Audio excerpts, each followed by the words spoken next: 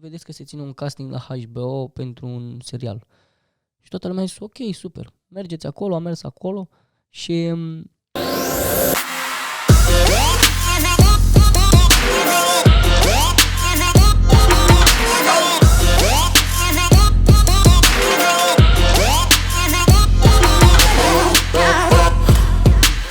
Salutare tuturor, bine ați venit la Antonio Fi 24 Podcast, episodul 6. Astăzi avem un actor, exact cum v-am promis și v-am zis și pe story, Tiberiu Dobrică, absolvent la Colegiul de Arte Dinu Lipati și student la Facultatea de Actorie la Hiperion. De actorie. Da. Bine ai venit! Salut, Antonio! Avem o tradiție aici, avem o melodie specială. Ne bucurăm că ai venit! Hai, bun. Tiberiu, astăzi nu doar tinerii, dar inclusiv pasionații de film, inclusiv cei care poate n-au mai auzit din culise ce se întâmplă la un casting, ce înseamnă facultatea de actorie, ce înseamnă colegiu, care e feeling-ul, se poate trăi din actorie în zilele acestea, îți trebuie ambiție, ce trebuie, care sunt punctele cheie. Eu zic că o să iasă un podcast extraordinar. Și eu sunt de și mă bucur că ai acceptat invitația noastră. Mă bucur că m-ai invitat. Și tu ai început un podcast și abia aștept să văd și episodul azi. Luni la 20-30. Episodul 3 deja. Da, episodul 3. Naked by Tiberiu Dobrică. Naked by Tiberiu Pe Dobrică. YouTube, Naked by Tiberiu Dobrică, o să și scriem ca să vedeți și dați subscribe și e un proiect interesant. Abia aștept să-mi spui și de ce ai început podcastul și care este viziunea, că e o chestie mișto, cum arată, cum se întâmplă. Bun, în primul rând, încă o dată mulțumim. Spune câteva lucruri despre tine. Cum a început actoria la tine? Cum a început pasiunea pentru actorie? Câți ani aveai? Câți ani ai acum? Pentru că o parte se gândesc, băi, ok, dar câți ani are Tiberiu? Deci am 21 de ani, Mulțumesc, Antonio, și pasiunea de actorie, vreau să fiu actor, a început la vârsta de 8 ani. Era un desen animat, nu știu dacă l-ai prins sau l-ai văzut vreodată, Roboții se numește, cu Moș și Foca. Și mă uitam la fiecare episod care apărea o singură dată și eu am observat... Era moldovenesc, nu? Da. Și mă uitam și o singură dată vedeam un episod și realizam că aveam ținere bună de minte, știi? Memorie foarte bună, pentru că după primul episod, imediat începeam și imitam toată scena din episod. Și la un moment dat părinții mi-au spus... Dar ție îți place să imiți? Și eu am zis, da, adică îmi place, mă face foarte fericit copil fiind. Și mi-au spus, bine, ia, o să chemăm niște prieteni de familie într-o seară și te rugăm să limiți pe fiecare în parte, da, exact, să limiți după gesturi, după vorbe. Și am început să fac treaba asta și l-am invitat pe Andrei, Mihai, George, toți prietenii pe care aveam. Și mi-au spus, bă, tu ai talent la actorie, du-te la actorie. Cred că asta vreau să vadă. Da, asta voiau să vadă. Și mi-au zis, du-te la actorie. Și eu am spus, ok, mă duc la actorie, doar că atunci culmea e că eram foarte pasionat de fotbal.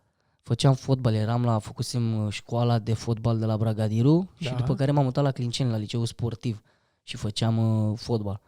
Și când mi-au spus că am talent la actorie, când am terminat clasa 8-a, au zis la ce liceu să-l dăm pe Tibi. Știi? La sport sau la actorie. Exact, la sport sau la actorie. Cât de diferite sunt, îți dai seama. Da, ești de aici, da, adică... exact. Și au zis, hai să îl dăm la Dinu Lipati. Eu a optat clasa 8, am terminat la liceu Eminescu. Și aveam acolo o colegă de liceu care era clasa 8A B. Eu eram A. Sara Cuncea o cheamă, fiica actorului Cuncea. Și am întrebat-o, Sara, tu la ce liceu te duci? Și mi-a spus, la Dinu Lipati, la actorie. Și am spus, există? Și a zis, da, există. Și am zis, ok, super. I-am spus alor mei și m-am dus la Dinu Lipati, la actorie. Și a fost declicul exact, direct. atunci a fost bam, bum. A fost așa, mamă, acolo îl ducem pe Tibi. Și liceul a fost bun, da? S-a învățat, dacă pot să zic așa, adică profesorii îți predau, dar e o viață mai liberă așa, adică nu e ca la alte licee, teme, învățat mult și așa, ești mult mai liber, știi, fiind un liceu vocațional, cei de la actorie aveau mai multă libertate. Nu dai bacul la matematică, adică exact, chestii nu mișto. dai bacul la mate, nu mai faci fizică, chimie, adică în clasa 11 la matematică știu că am luat 10 că m-a pus să fac 2 plus 2 minus 2, la modul ăsta. Și după ce am terminat clasa 10 din a 11 nu s-a mai făcut. Nu se mai face, da, și am făcut filologie, din a 11 n-am mai făcut matematică. Da? Și n-am dat bacul la matematică. Da, și n-am mai făcut nici chimie, nici fizică din a 11 a 12, ceea ce a fost interesant, pentru că oricum nu mă înțelegeam cu ele atât de bine. Da, deci asta a fost la tine, 4 ani de liceu. Da, 4 ani de liceu. Ai avut ceva pe scenă? Ai avut vreo experiență? Da, am avut, bine, în fiecare semestru se dădea examenul de actorie, pe care îl dădeam pe scena liceului. Aveam noi o scenă acolo unde venea tot liceul și vedea fiecare clasă de actorie cum joacă. Bine, sunt 2 clase. Și acestea au fost primele experiențe, să zic. Da, astea au fost primele experiențe pe scenă, dar experiențe puternice, pentru că așa am mai jucasem înainte pe scenă, doar că erau de-astea roluri de figurație, chestii, știi, copăcelul, ca în desene, eram copăcelul. Mai apăreai pe acolo. Da, exact. Dar când am avut rolul principal și chiar chit că era la liceu și era o piesă de teatru, eram foarte emoționat așa și... Experimenta primele emoții. Da, primele emoții și oamenii care sunt acolo și simți efectiv cum îți transmite energiile lor și la un moment dat și panichezi, adică atâta energie să primești. Nu știu cum ești tu, dar eu personal sunt foarte... energy guy, știi? Adică eu sunt foarte mult pe soul things și sufletul meu care e fericit și simt de la tine energia și... dacă Exact. Și ai putea să-mi spui vampir energetic. Eu atrag multă energie spre mine, de asemenea și dau energie. Ceea ce vine. Da. Și simțeam energiile oamenilor și cel mai frumos sentiment este când termin piesa de teatru de jucat și te aplaudă lumea. Deci când simți oamenii aia care te aplaudă și îi vezi, te uiți în ochii lor la final și urlă și fac bravo, bă. E cel mai tare feeling. Exact, e cel mai tare feeling. Față de film, bine, și la film e, doar că sunt experiențe total diferite filmul cu teatru. Sunt total diferite, pentru că la teatru ești live acolo, la film mai tragi duble, mai e una, mai alta, te vezi pe ecranul mare după. Tragi o scenă, durează 3 minute, te oprești, te mai uiți, știi ce ai de făcut. Exact. Doar că la film, apare pe cinema sau la televizor și... ai prietenii care sunt lângă tine, haide bă să ne uităm la premieră, te uiți la premieră, super, ai jucat super, nu știu ce, dar schimb pe scenă e altfel, când sunt oamenii acolo live și te aplaudă. Deci acestea au fost primele experiențe și după ai zis la facultate fac același. După la facultate, eu uitasem de varianta Hyperion și am vrut să dau la un ATC. Deci eu din clasa a 9 până la 11 eram chitit pe un ATC. Care e diferența? În cei care aud și... Da. Eu n-am nimic cu UNATC-ul acum, doar că vă sugerez să mergeți la Hyperion. UNATC-ul mi se pare mai mult o facultate de actorie pe stilul vechi, da? Adică Hyperionul, spre exemplu, te lasă să te manifesti cum vrei, să te exprimi corect și să îți dezvolți singur abilitățile și capabilitățile tale, anume să, nu știu, spre exemplu vin cu o propunere de rol, da, vreau să joc, nu știu, Romeo din Shakespeare, da, Romeo de Shakespeare.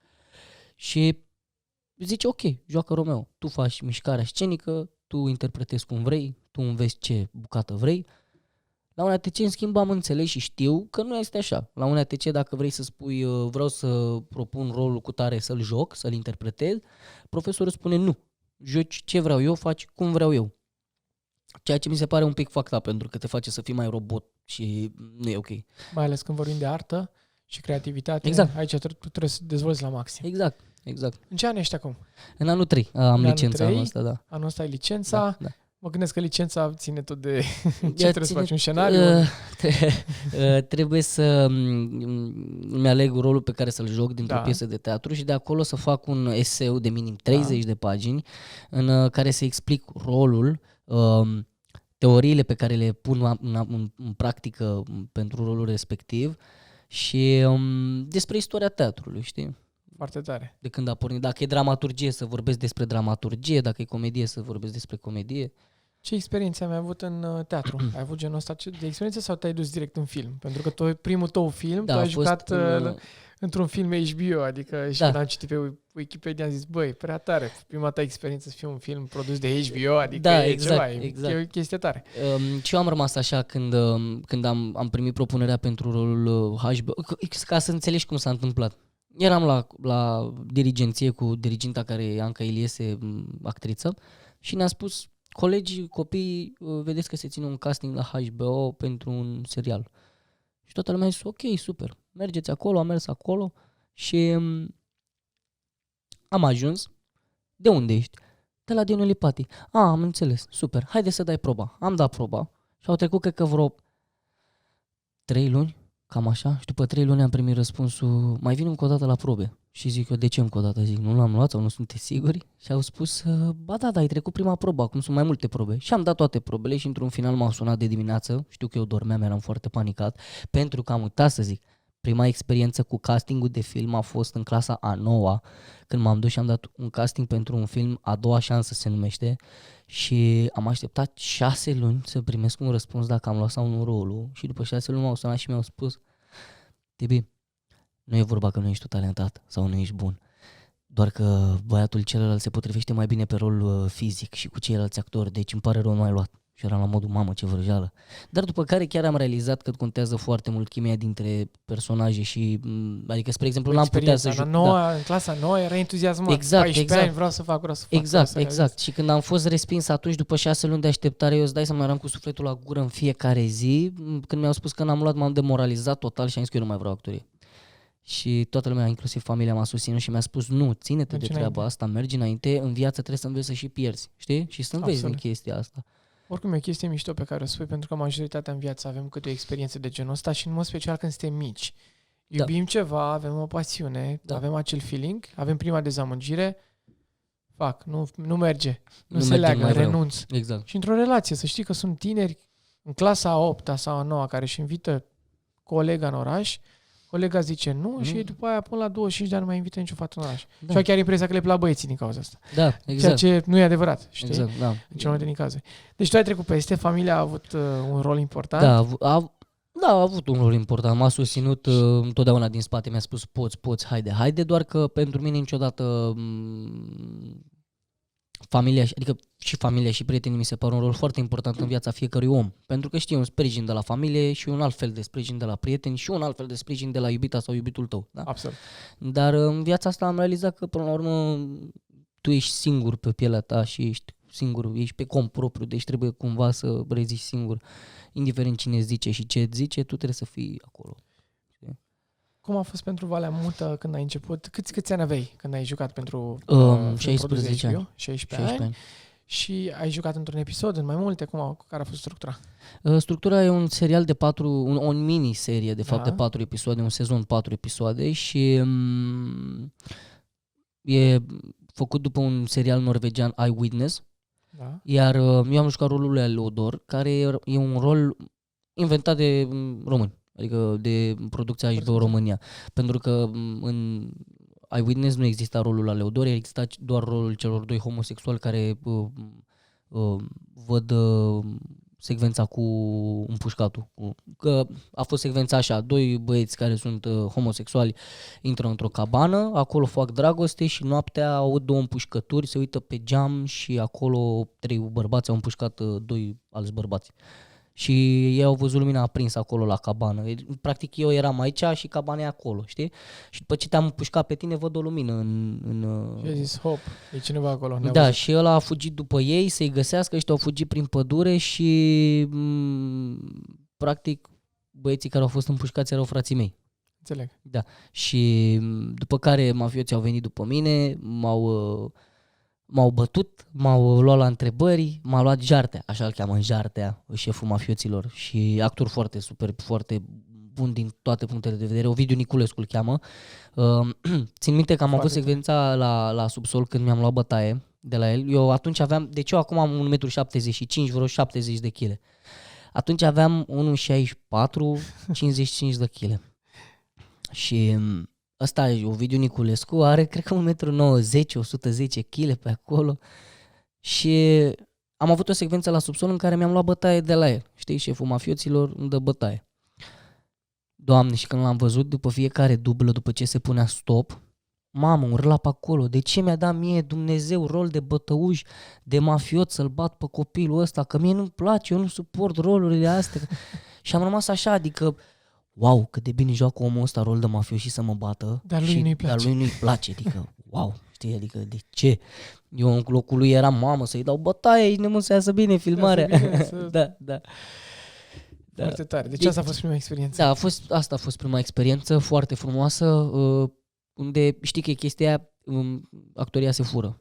Știi? Chiar am furat foarte mult de pe platourile de filmare, nu fizic, dar îți dai seama. Experiența, energia. Da. Și cred că atunci s-a creat și dependența pozitivă și că atunci cred că ai zis, băi, gata, asta o să... Da, atunci am zis, băi, gata, asta este meseria pe care vreau să o am pentru tot restul vieții și nu mă interesează nimic altceva și dacă mai sunt refuzat la alte castinguri, la revedere, nu mă interesează, odată tot o să prind un rol. Un rol. Foarte tare. Am prins după vreo 4 ani de zile următorul rol într-un film. Dar asta s-a întâmplat la 20 de ani, zic bine? Da, la 20 de ani am avut următorul rol. Într-un film italienesc, zic bine? Într-un film italienesc, da, Villetta con Ospiti se numește. Aici experiența a fost total diferită. Am avut șansa, pentru că pot să o numesc o șansă, să primesc un rol principal într-o producție internațională cu un regizor care e foarte cunoscut în Italia și până la urmă știi că din Italia a pornit filmul. Italia și Franța, acolo au pornit inițial ideea de film, să filmezi. Și noi am filmat pe peliculă Villetta con Ospiti, care culmea este că Italia este singura țară care mai are peliculă. Iar în caz că nu știe lumea, Avengers, să zicem 2019, nu știu când a apărut ultimul Avengers, e filmat cu camere de alea super profi, 4K, să dea bine pe cinema, dar ce crezi? În momentul de față toate camerele digitale nu ajung la performanța peliculei de acum sute de ani. Mă rog, 100 și ceva de ani. Și italienii sunt singurii care mai au peliculă. Și toată lumea vrea, zice, dați-ne și nouă să filmăm și noi, și italienii sunt, nu vă dăm. Și cum a fost experiența? Trebuie să mergi în Italia pentru casting? Deci a venit în România regizorul, am fost chemat la casting, m-am dus să-mi dat... aici sau acolo? După aia? În Italia. În Italia s-a filmat și a venit regizorul aici. Da, exact. A venit în România pentru că românii erau o groază în Italia, că toată lumea știe că în Italia sunt o groază de români și peste tot în lumea asta sunt o groază de români. Dar a venit în România, a vrut actor român cu accent de român, adică când vorbeam în italiană să se simtă accentul de român. M-am dus, am dat proba și a fost cel mai rapid, deci a fost cea mai rapidă acceptarea mea într-un film, adică la modul am dat astăzi la 4 după amiază casting și la 9 seara mă sună să-mi zică că am luat rolul. Și eram la modul, ce? Zic că astăzi am fost să dau casting și tot astăzi mă anunț că am luat rolul. Deci asta a fost una dintre chestiile care mi-au dat wow, gen boom, așa, știi? Adică n-am mai așteptat 3 luni, 4 luni, am așteptat 4 ore. Și după 4 ore m-a sunat regizorul, el personal, și mi-a spus ciao Tibi, you are the chosen one. Și eram la modul ok, thank you. Și după care m-au sunat să-mi zică că înainte de filmări cu vreo lună de zile trebuie să merg în Italia ca să fac iar un casting, niște probe, să vadă și sponsorii dacă se merită să mă ia pe mine sau nu.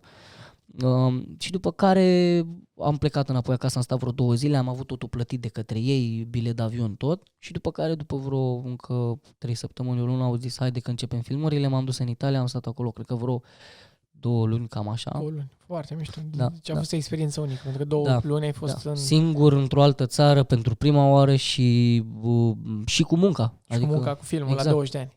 Exact. Și a fost foarte tare, pentru că m-a schimbat mult experiența asta, pentru că m-a învățat ce înseamnă să fii matur, ce înseamnă să fii pe picioarele tale, ce înseamnă să excelezi în ceea ce faci, să nu te dai bătut, să fii mereu concentrat, pentru că gândește-te, au fost o groază de momente în care am vrut am cedat psihic, pentru că nu știam limba italiană, a trebuit să învăț scriptul și aveam un coach de ăsta care îmi explica accentul, dar n-aveam pe nimeni cu care să vorbesc și observam la fiecare om, observam diferențe de comportament și tot dintre cum sunt eu român și cum e el italian, știi?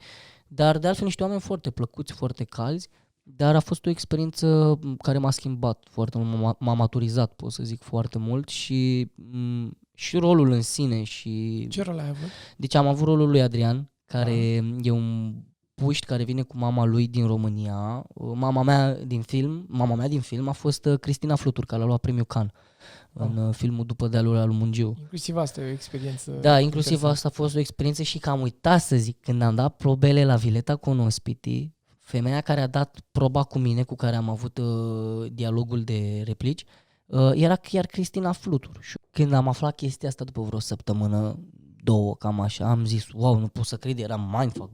zic, dacă știam în momentul ăla că ea este actrița, eram extrem de emoționat, știi? Pentru că nu stai de vorbă cu, nu știu, Mihăiță care joacă la teatru de comedie, da? Să stăm de vorbă cu o actriță care a luat premiul Cannes, românca noastră, eram foarte emoționat, știi, foarte mândru că ea a luat premiul Cannes, că e româncă, că ne-a făcut țara mândră și toate lucrurile astea, dar revenind acum, deci rolul a fost al lui Adrian, care a venit cu mama lui din România în Italia, la o familie de bogați, unde mama mea lucrează ca menajeră și eu, cum ar veni, o mint că vând legume în piață cu unchiul meu care e mutat acolo, stabilit acolo de ani de zile și de fapt noi vindeam droguri și ne prinde poliția și poliția era mână în mână, șeful de la poliție era mână în mână cu tatăl din familia de bogați unde lucra mama mea și la un moment dat eu mă îndrăgostesc de fata celor din familia de bogați și începem să ne întâlnim unul cu celălalt și să ne îndrăgostim unul de celălalt. Și seara ea mă cheamă la ea acasă și mă duc la ea acasă și de aici nu mai zic pentru că de aici urmează... Exact. Dar nu știu dacă aveți cum să vă uitați acum la film pentru că a fost fucked up că a apărut filmul, a avut premiera în februarie anul ăsta și la 2 săptămâni, 3 săptămâni după premiere a venit pandemia și am zis nu cred, nu mai poate apărea filmul pe nicăieri în cinemauri. El a apărut o perioadă scurtă. A apărut o perioadă scurtă de fix 2 săptămâni. Și după care a venit pandemia și apoi s-a scos iar pandemia pentru, nu mai știu, o lună, 2. Știi că la un moment dat puteam să mergem toți la cinema, în mall-uri și așa. Da. Și atunci s-a dat iar drumul în cinema, dar după care a venit iar pandemia. Și s-a oprit iar, da. Asta e partea dificilă din tot ceea ce înseamnă filmul ziua de azi. Da. Și prosperă Netflix-ul și HBO cu ce produce sau au produs. Dar Netflix-ul se pare că începe să domine piața. Netflix-ul cred că domină tot în momentul de față. Pentru că asta e situația. Adaptabilitatea și oricum ce fac e unic. Da, deci experiența a fost unică în Italia și cu filmul și cu actorii și cu tot ce... Și totul era la un alt nivel, efectiv, nu? Da, adică actorii jucau... Am văzut așa ceva de când mă știu în România. Și stilul de lucru al regizorului și stilul de lucru al echipei. Pentru că, uite, în România echipa de filmare este, cum să spun... Dacă tu ești cameraman, eu sunt microfonist, altul e sunetist, altul e luminist și așa mai departe, fiecare pe filmul lui, știi, bă, eu sunt sunetist, nu mă interesează, eu sunt cameraman, nu mă interesează, eu sunt luminist, nu mă interesează. Dar în Italia regizorul a făcut din toată echipa de filmare o familie. La modul era tatăl tuturor, știi? Adică se simțea că nu era doar vorba despre faceți toți treaba pe care o aveți de făcut, că trebuie să fac proiectul ăsta și trebuie să fac bani. Nu. Era la modul, omul mi-a spus că e filmul în care își pune tot ce are, pentru că e filmul în care vrea să dea gata pe toată lumea. Și am zis, wow, super, atunci o să mă implic cât de mult pot și cât de bine pot, știi? Și la finalul filmărilor, o chestie interesantă pe care n-am văzut-o pe nicăieri, cel puțin până în prezent, în experiențele mele, regizorul la final, când am terminat, a venit cu tort, a venit cu șampanie, a venit cu de toate și, în schimb, în România, când am terminat filmările, la Valea Mută, spre exemplu, a fost bravo, aplaudăm, bravo Tiberiu, ai terminat Valea Mută. Succes. La revedere, succes în continuare, știi? Acolo era un eveniment, s-a terminat totul, era o sărbătoare. Da, s-a terminat, au fost aplauze și a venit tort, muzică, după care următoarea zi a închiriat o sală imensă să facem eveniment gală pentru noi toți, adică despre ce vorbim, eram la alt nivel. Foarte tare. Dar ce zici colegii de la facultate? Tu ai fost admis și te-ai dus în Italia să filmezi. Da. Care a fost feeling-ul? Ce au zis colegii?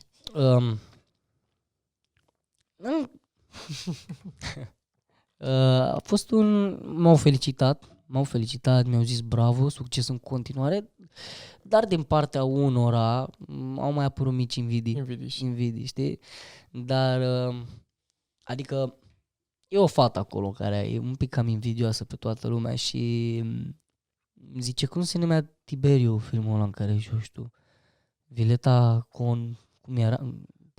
Poți să reproduc? Cuvântul? Eu îi zic Vileta Con Ospiti, dacă așa se numește filmul. Și e invidioasă. Am o dobrică, tu te-ai dus la Vileta Con Puleta, nu știu ce, nu știu cum și zic, eu îți dai seama, știind că e invidioasă și așa, și alții care erau invidioși, și eram la modul no stress, eram la modul ok, da, Vileta Con Puleta, n-am niciun fel de problemă. Zic ok, eu am jucat în ăsta, atunci ai jucat. Dobrică, că avem figuri. Și eram, nu avem figuri, dar dacă tot te-ai de mine și ești invidioasă, spune și mie ce ai făcut tu, relevant cu ce am făcut eu. Ăsta e un principiu, din păcate, care vine de la părinți și din educație, știi? Da. Pentru că principiul corect este că omul a realizat ceva, mai ales dintr-un domeniu ca al meu, primul lucru mă duc să-l felicit. Clar. Îl întreb, băi, cum a fost, ce ai făcut, că vreau și eu într-o zi să fiu acolo. Adică asta e imaginația mea. Da. Pentru că nu e o concurență, e lucru în echipă. La 20 ceva de ani îți dai seama că e concurența, adică... Da, dar Pentru în fete același mai ales. timp mental, tu dacă înțelegi că, băi, ăsta e un exemplu, și nu e vorba doar de tine, e vorba de fiecare persoană care are succes într-un domeniu, pentru că oamenii nu înțeleg că a fi hater nu e bine. Da. Și în momentul în care ești hater, tu nu atragi în jurul tău decât negativitate și lucruri care nu se lege pentru tine. În momentul în care tu ești hater, uite eu sunt colegul tău și sunt hater, știi? În loc să te felicit. Păi nu o să atrag în viața mea un rol șmecher. Clar. Dacă sunt, bum, exact cum ai spus tu, cu energia sus și te sprijin, automat atrag și în viața mea ceva mișto. Da, clar. Bine, poți să fii și hater și să iei un rol să ajungi unde ajung eu, dar după care să-ți iei în cap să nu te mai anime pentru că bă, și-a luat-o în cap omul. Gen. Exact. Bun, deci viața bate filmul la 21 de ani, viitorul sună bine, înseamnă. Da, sună, să sperăm, cu COVID-ul astea. Se duc, toate se duc și dacă lucrurile s-au legat în felul ăsta până acum, eu zic că ai un viitor extraordinar. Mersi. O să te urmărim în continuare, Tiberiu, mersi, din toate Antonio. puncte de vedere. Mai aveam o întrebare foarte importantă. Ce recomandare ai pentru tinerii în România care vor să aibă succes? Pentru că tu ai început bine, ai început dreptul, la 21 de ani ai început să faci bani din film, ai început să ai roluri, acum termin facultatea, probabil acest film este o carte de vizită extraordinară pentru tine din toate punctele de vedere, ca și rampă de plecare. Ce recomandare ai pentru tinerii din România și care sunt la actorie și care iubesc filmul, dar și care vor să facă ceva cu viața lor și au două variante, ori fracămenta până la 30 de ani, mai începem cu o facultate după facultate, mai încep 2 mastere, sau poate să-și ia viața în propriile mâini și să se apuce de treabă. Deci, în primul rând, sfatul cel mai important pe care l-aș da este că niciodată să nu te dai bătut. Deci niciodată, indiferent de ce zice oricine în lumea asta, tu rămâi focusat acolo, știi, rămâi, bă, nu mă interesează, adică să faci bula ta și orice vine negativ din partea altor oameni, nu zic acum să ignori negativitatea altor oameni, uneori e bine chiar să o accepti, pentru că poți să vezi lucrurile și din perspectiva lor și așa poate realizezi că, bă, poate nu e ok cum am făcut, știi? Corect. Și aici trebuie să schimbi, dar în rest evită negativitățile, evită toate lucrurile astea, cine zice nu ești bun, n-ai talent, nu faci asta, bă, nu te interesează, te duci cu capul tot înainte și zici ok, odată o să reușesc. De fapt, cel mai important este să aveți încredere în voi, să aveți credință și să aveți puterea de a spune întotdeauna nu mă interesează, eu merg drept înainte, eu am încredere în mine și știu că pot să reușesc. Pentru că asta e cel mai important, să ai încredere în tine, să știi că poți să reușești. Și pentru cei care, uite că mai sunt copii sau tineri care îmi spun familia nu mă susține din punctul ăsta de vedere, îmi spun ia-ți un job normal, avocat, medic, ceva din care să trăiești, din actorie nu trăiești. Oarecum e corect, din actoria de teatru în România nu trăiești, dar dacă vrei să faci film poți să trăiești, adică chiar trăiești dacă faci film. Și oricum, chiar dacă nu trăiești din actorie, de film sau de teatru, asta înseamnă sacrificiul față de artă, știi? E vorba aia, arta cere sacrificii.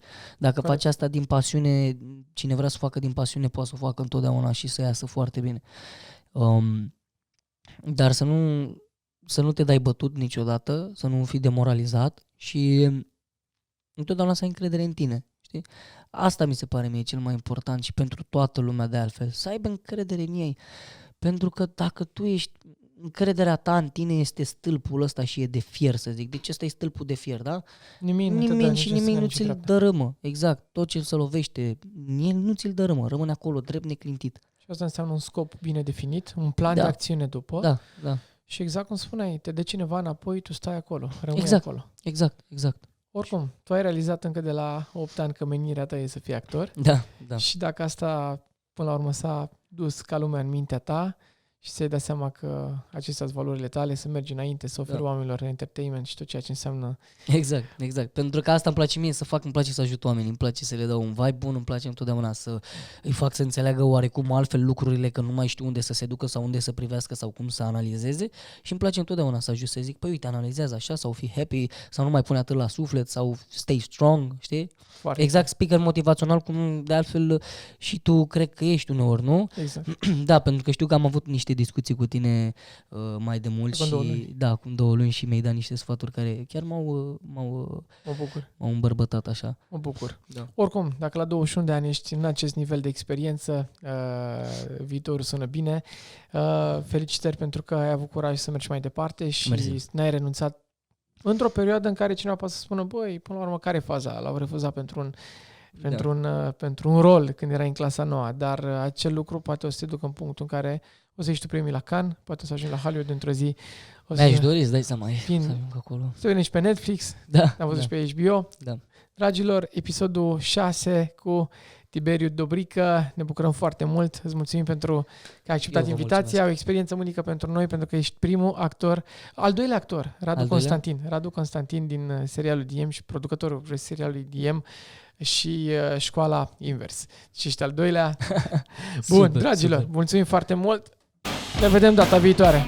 Succes, vă pupăm, nu uitați, subscribe, Antonio Fi24, subscribe pe YouTube. Naked by Tiberiu Dobrică. Vă pupăm, follow-us și pe Instagram. Ciao. Ciao.